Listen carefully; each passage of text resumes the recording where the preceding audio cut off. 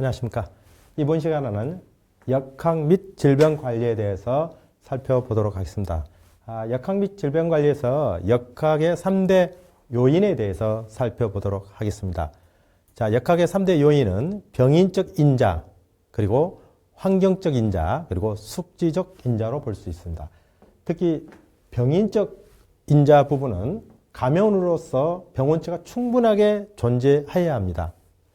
그리고 환경적 인자는 감염원의 접촉 기회나 경험 경로가 있어야 환경적 인자입니다. 그리고 숙지적 인자는 성별, 연령, 그리고 종족, 그리고 직업, 이런 결혼 상태, 식습관 등에 의해서 발생이 되겠습니다. 다음은 역학 및 질병관리에서 근만성 질병관리, 그리고 질병관리의 요인과 대책에 대해서 살펴보도록 하겠습니다. 먼저 감염원, 그리고 감염 경로, 그리고 숙주의 감염성 및 면역성에 대해서 살펴보도록 하겠습니다. 특히 감염원에 대해서 문제가 좀 자주 나오죠. 감염원. 특히 감염원은 병동이나 병원체 직접 인간에게 가져오는 질병의 원인이 될 수 있는 모든 것을 우리가 감염원이라고 합니다. 특히 병원체에 대해서 살펴보면은 이런 세균, 바이러스, 리케차, 이런 진균, 이런 기생충 등 이런 부분들이 병원체로 해당이 되겠습니다. 그리고 병원소는 사람, 인간, 그리고 동물, 토양, 이런 먼지 등이 해당이 되겠습니다. 특히 감염원에 대한 어떤 대책은 이런 환자와 복균자를 색출하여서 이 격리하는 게 무엇보다도 중요하다 할 수 있겠습니다. 다음은 감염 경로입니다. 이 감염 경로 환경 부분을 살펴보면은 병원체가 새로운 숙주, 즉 사람에게 전파되는 과정이 있어야만 질병이 성립되는데, 이런 음식물, 공기, 접촉, 매개 등을 질병이 전파하는 걸 이야기하겠습니다. 특히 감염 경로에 대한 대책으로는 이 손을 자주 씻는 게 무엇보다 중요하겠습니다. 특히 이제 손을 세척함에 있어서도 보통 손은 30분 정도를 사실 마다 씻어야 되는 겁니다. 손은 30분마다 3분 정도를 씻어야 되기 때문에 상당히 손 씻는 게 굉장히 건강한데, 우리가 건강하기 위해서는 평소에들이 손 씻는 부분이 상당히 몸에 배어 있어야 모두가 건강하다 이렇게 볼 수 있는데요. 특히 감염 경로 부분은 이 손을 자주 씻는 게 대단히 중요하다 이렇게 말할 수 있겠습니다. 자, 숙주의 감수성 및 면역성을 살펴보면은 감염병이 자주 유행하더라도 이런 병원체에 대한 저항성, 이런 면역성을 가지게 되면은 질병은 발생하지 않겠죠. 그래서 면역력에 대한 부분이 중요한 부분이죠. 그리고 숙주의 감수성에 대한 대책은 이런 질병에 대한 그 저항력을 증진하는 게 무엇보다 중요하고, 또 예방 접종을 통해서 우리가 이 질병 관리를 하는 게 중요하다 이렇게 말씀을 드릴 수 있을 것 같습니다. 자, 다음은 감염병의 분류를 살펴보도록 하겠습니다. 첫 번째, 능동면역과 우리가 수동면역으로 나눌 수가 있습니다. 자, 능동면역에서도 자연능동면역이냐 인공능동면역이냐, 그리고 수동면역에서도 마찬가지로 자연능동면역이냐 인공능동면역이냐 이렇게 나눌 수가 있죠. 그리고 이제 능동면역에서 자연능동에는 질병 감염 후에 획득된 면역을 우리가 자연능동면역이라 하는데, 여기에 해당되는 것들은 홍역, 유형수 이하선역, 수두, 그 다음에 패스트, 황열, 콜레라, 장티푸스, 이런 부분들이 해당이 되겠고요. 이런 부분들. 그리고 예방접종으로 획득된 면역들이 있습니다. 즉 우리가 혈액, 이런 두창, 탄저, 그 다음에 일본뇌염, 파상풍, 콜레라, 파라티푸스, 이런 부분들이 예방접종으로 획득된 면역을 우리가 인공능동 면역으로 볼 수 있습니다. 자, 그럼 수동 면역 부분에서 자연 능동 면역을 살펴보면은, 자, 태어날 때부터 이런 모체로부터 받은 면역을 우리가 자연 능동 면역이라고 할 수 있죠. 그 다음에 그 인공 능동 면역에서 혈청 체제의 접촉으로부터 획득된 면역, 즉 인체 감마 글로불린 주사를 맞음으로써 면역이 형성된 걸 말씀하는 겁니다. 자, 다음은 역학 및 질병관리에서 병원체에 따른 감염병 분류를 보도록 하겠습니다.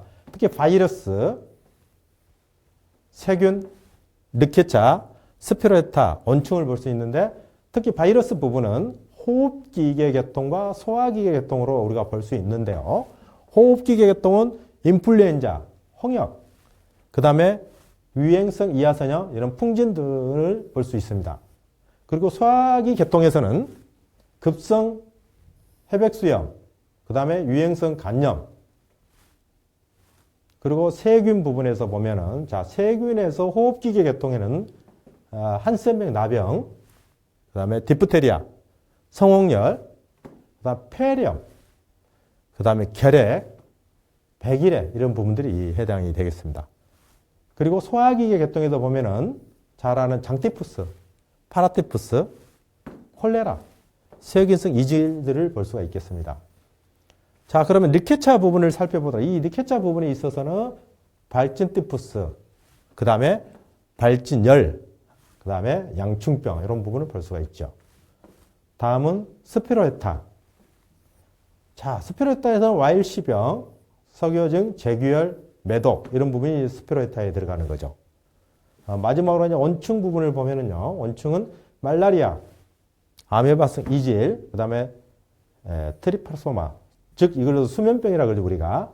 이렇게 5개 중에서 특히 이제 문제에 좀 많이 나오는 게 바이러스 중요하죠. 그 다음에 세균, 이런 부분들이 특히 문제에 좀 자주 출제되고 있습니다. 자, 다음은 잠벽기가 길고 짧냐에 따라서 우리가 긴 거, 짧은 거 이렇게 볼 수 있습니다. 자, 이렇게 잠복기가 이제 긴 것은 어떤 게 있을까요? 잠복기가 일반적으로 긴 거. 자, 나병, 한센병. 자, 결핵도 잠복기가 가장 길죠?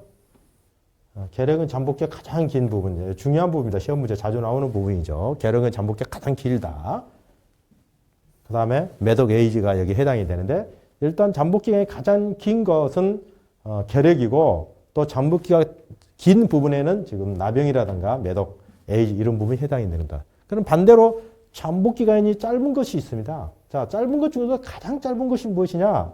이것은 가장 짧은 것은 콜레라가 되겠죠. 콜레라. 콜레라가 잠복기가 가장 짧고 다음에 이제 짧은 부분에 속하는 게 이질, 성홍열, 파라티푸스, 그 다음에 뇌염, 황열, 인플루엔자 이런 부분들이 이제 잠복기가 좀 짧은 부분으로 들어간다 이렇게 볼 수가 있을 것 같습니다. 자, 다음은 감염 경로에 따른 감염병의 분류입니다. 감염 경로. 자, 감염 경로는 자, 수인성 감염병. 자, 물에 의해서 감염이 되는 걸 우리가 수인성이라 그러죠. 그 다음에 인수공통 감염병은 사람과 동물에 의해서 전염이 되는 걸 우리가 이야기하는 겁니다. 그래서 수인성으로 보면은 이질, 콜레라, 파라티푸스, 장티푸스 이런 부분들이 이제 수인성 전염병에 속합니다. 자, 문제를 이렇게 낼 수 있겠죠. 다음 중 수인성 감염병에 해당되지 않은 것은 그러면은 이질, 콜레라, 파라티푸스, 장티푸스를 제외한 나머지 부분들이 답이 되겠죠. 그래서 수인성 전염병에는 이질, 콜레라, 파라티푸스, 장티푸스 이런 부분들이 해당이 된다. 이렇게 꼭 학습을 부탁드립니다. 자, 그리고 인수공통 감염병에서 보면은 사람과 동물에 의해서 감염병이 생기는 것인데, 자, 토끼, 야토병 중요하죠. 자주 시험 문제 나옵니다. 그리고 개, 광견병, 이건 다 알 걸로 또 그래서 예방접종을 하죠. 광견병 예방접종을 자주 하죠. 자, 그 다음 쥐는 패스트, 석유증, 재규열, 와일시병, 발진절. 그 다음에 무엇보다도 쥐는 이제 찌찌가무시증 상당히 중요하죠. 찌찌가무시증. 예, 중요하죠. 이제 꼭 좀 기억을 해주시면 될 것 같습니다. 그래서 여기에서 감염 경로에 따른 감염의 분류에 있어서는 수인성 감염병의 종류 그리고 인수 공통 감염병에서 토끼는 야토병, 개는 광견병, 즉 공수병이라도 하고 그 다음 쥐는 이러한 부분들 특히 찌찌가무시증은 쥐에 해당된다. 이런 부분을 꼭 학습을 해주시면 합격의 영광이 올 것 같습니다. 자, 다음은 산업보건관리에서 직업병 관리에 대해서 살펴보도록 하겠습니다. 자, 직업병에다 보면 원인별 직업병을 구분을 보면, 자, 물리적 부분이 있습니다. 물리적이 있고 화학적이 있습니다. 그래서 먼저 물리적 부분을 살펴보면은, 자, 물리적이 있고 화학적이 있는데, 먼저 물리적을 살펴보면은요. 자, 이렇게 고열 환경, 이상 고온, 그러니까 더운 여름에, 특히 뭐 2시, 3시 더운 여름에, 특히 더운 데서 일을 못하게 하죠. 왜? 열사병이 가장 문제가 되고, 여기에는 열중증인데, 뭐 열피로, 열경련, 열허탈증, 열쇠약증, 특히 열사병, 이런 부분에 특히 주의를 해야 돼요. 왜냐하면 사망에 이르기 때문에 상당히 조심을 해야 되는 거죠. 그 다음에 저온 환경, 온도가 높아도 문제가 되지만 온도가 낮아도 문제가 되죠. 특히 이런 저온 환경, 이상 저온, 온도가 낮았을 때 무슨 문제가 나요? 특히 뭐 산간 지역에서, 강원도 같은 산간 지역에서 이런 동상의 위험이 많이 노출될 수가 있고요. 그 다음에 뭐 동창, 참호, 조겸 이런 것들이 걸릴 수가 있어서 특히 온도가 높아도 문제가 되지만 낮아도 문제가 된다. 적절해야 된다. 그럼 어느 정도가 적절하느냐? 봤을 때 18도 플러스 마이너스 2도, 즉 16도에서 20도 정도가 좀 우리가 가장 적절한 온도다 이렇게 볼 수가 있습니다. 자, 고압 환경, 이상 고기압이 있습니다. 이것은 잠안병, 잠수병, 특히 이런 그 해녀, 주로 잠수부에 발생이 되는 거죠. 그래서 이런 잠안병에 잠수병이라고 하죠. 일명 잠안병에 걸리게 되죠.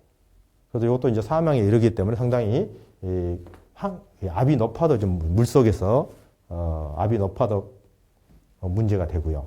그 다음에 저압, 이렇게 이상 저기압이 됐을 때도 무슨 문제가 생긴다. 특히 이제 항공병, 이런 고산지대 올라가면은 이런 그 이상 저기압이 생기죠. 올라갈수록. 그래서 특히 항공병이나 고산병, 이래서 특히 이 산에서 이렇게 발생할 수 있는 여지가 높은 산에 올라가면은 상당히 이제 저기압이 있기 때문에 문제가 있지요. 다음은 이제 소음. 자, 소음은 소음을 들으면 일단 스트레스를 많이 받겠죠. 그리고 자꾸 청력에 대한 장애, 청각장애, 청력에 대한 장애가 생기고 직업성 또 난청이 있기 마련이겠죠. 이런 부분이 문제가 되고, 이런 또 분진. 자, 분진이 생기면은 진폐증, 이런 먼지가 많으면 진폐증, 이 문제가 있죠. 폐에 문제가 생기죠. 그리고 성면폐증, 성면에 의해서 성면폐증이 생기고, 또 이제 귀폐증, 이런 유리귀산에 의한 귀폐증이 생기고, 그다음 활석에 대한 문제, 이런 것들이 이제 분진에 의한 것들이 이제 문제가 돼. 상당히 분진에 대한 문제도 최근에 좀 많이 출제가 되고 있습니다. 그리고 이제 방사선. 자, 방사선에 대한 문제들은 조혈 기능의 장애, 그 다음에 무엇보다도 이제 암 생성에 대한 문제, 그 다음에 백내장에 대한 문제, 이런 것들이 좀 있습니다. 그래서 특히 이제 이 방사선에 대한 어떤 부작용들은 현대사회에서 꼭 기억을 좀 하고 가능하면은 최대한 좀 피할 수 있도록 하는 게 좋겠습니다. 자, 마지막으로 자외선 및 적외선을 살펴보면은요, 자외선과 적외선에 대한 문제는 피부 및 이런 그 눈의 장애, 이런 것들을 볼 수가 있습니다. 그래서 다시 한번 정리하면은 직업병 관리에서는 물리적과 화학적으로 나눌 수 있는데, 물리적 부분에 있어서는 이렇게 고열, 높은 온도에서도 문제가 되고, 낮은 온도에서도 문제가 되고, 그 다음에 압이 높아도 문제가 되고, 압이 낮아도 문제가 되고, 이렇게 주위에 소음이 있어도 문제가 되고, 또 분진이 있어도 문제가 되고, 또 현대사의 이제 방사선에 대한 문제, 또 자외선, 적외선에 대한 문제인데, 그런 내용들은 이러한 문제점을 일으킨다. 이런 부분을 같이 학습을 하면 좋을 것 같습니다. 자, 다음은 이제 직업병 관리에서 화학적 요인을 우리가 이제 볼 수가 있겠는데요. 자, 화학적은 주로 이제 많이 나오는 것들이 이런 지금 납이냐, 수은이냐, 크롬이냐, 카드뮴, 이걸 이제 우리가 볼 수 있죠. 다 이제 중요한 부분인데, 특히 여기에서 중요한 부분들은 눈에 띄는 게 지금 보면은 여기 미나마타병 눈에 많이 띄죠. 이건 수은에 대한 정도. 거의 뭐 문제가 거의 우리가 흔히 말하는 뭐 약방의 감초처럼 자주 나온다, 그런 이야기죠 지금. 그 다음에 지금 이타이병이 또 있네요. 카드뮴에 대해서. 이타이병은 카드뮴에 의해서 생성이 되는데, 이타이가 주로 이제 일본에서 생겼는데, 이게 아프다 이 뜻이에요. 아프다. 왜 아프냐? 실제로 이제 뼈, 이런 부분이 이제 그 골 자체가 안 좋기 때문에 실질적으로 이제 거의 뭐 만지면은 그냥 뼈가 으스러지면은 아프지 않을 수 없잖아요. 그러니까 그런 부분 때문에 만지기만 해도 아프고 이런 이제 뼈에 문제가 생기니까 아플 수밖에 없고, 그래서 아프다 해도 이게 이타이병 이렇게 그렇습니다. 그래서 자, 이거 보면은 다시 정리를 하자라면은 지금 화학적 요인에서는 납 중독은 특히 연 중독 그리고 염기석 과립 적혈구 수가 증가해서 요독증 증세를 일으킨다. 이 부분은 납에서 이해를 해주시면 될 것 같습니다. 두 번째는 수은 중독, 이런 군의 열, 그 다음에 원인 물질, 그 다음에 언어장애, 그 다음에 지각이 이상 생겨서 특히 미나마타병 꼭 기억을 해주셔야 되겠습니다. 네. 그 다음에 크롬 중독, 이런 비염, 기관지염, 피부 점막 궤양 이런 분들을 볼 수 있는데, 이것은 이제 크롬에 대한 중독. 특히 이제 카드미움은 이타이병 꼭 기억을 해서 여러분들이 시험에 나오면은 점수를 그냥 얻고 가는 점수가 돼야 되겠습니다. 자, 그러면은 지금까지 학습한 부분을 토대로 학습 문제를 살펴보도록 하겠습니다. 자, 다음 중 이타이병 아프다 왜 아프나? 유발 물질이 어떤 거냐? 자, 조금 전에 했었죠. 4번 카드뮴이 되겠습니다. 수은은 미나마타병이죠. 그래서 최소한 수은은 미나마타병. 수은 정도는 학습을 좀 해주면 좋을 것 같고요. 그 다음에 이타이타면 카드뮴입니다. 이렇게 해서 꼭 시험 문제에 맞출 수 있도록 하면 좋겠습니다. 자, 다음은 두 번째 문제입니다. 사람과 동물이 같은 병원체에 의하여 발생하는 인축 공통 감염병. 그러니까 인축 공통 감염병은 무엇이냐? 이것은 사람과 동물이 같은 병원체에 의해서 발생하는 것을 우리가 인축 공통 감염병이라 한다. 먼저 우선 이걸 우리가 알아야 되겠죠. 그래서 인축 공통 감염병은 사람과 동물이 같은 병원체에 의해 발생하는 것을 우리가 인축 공통 감염병을 한다. 그러면 여기에 해당되는 게 어떤 거냐? 자, 성홍열, 콜레라, 디프테리아가 있는데 결핵이죠, 결핵. 그죠? 결핵. 자, 결핵은 사람과 동물 중에서도 소에 의해서 발생하는 걸 우리가 인축 공동 감염병이라고 합니다. 그래서 여기에도 정답은 결핵이 되겠습니다. 그래서 이런 문제들은 상당히 뭐 기본적이면서 좀 쉬운 문제이기 때문에 꼭 여러분들이 학습을 하고 암기를 해서 시간 걸리지 않고 풀 수 있는 문제였으면 좋겠습니다. 자, 여기까지 공중보건학을 살펴보았습니다. 감사합니다.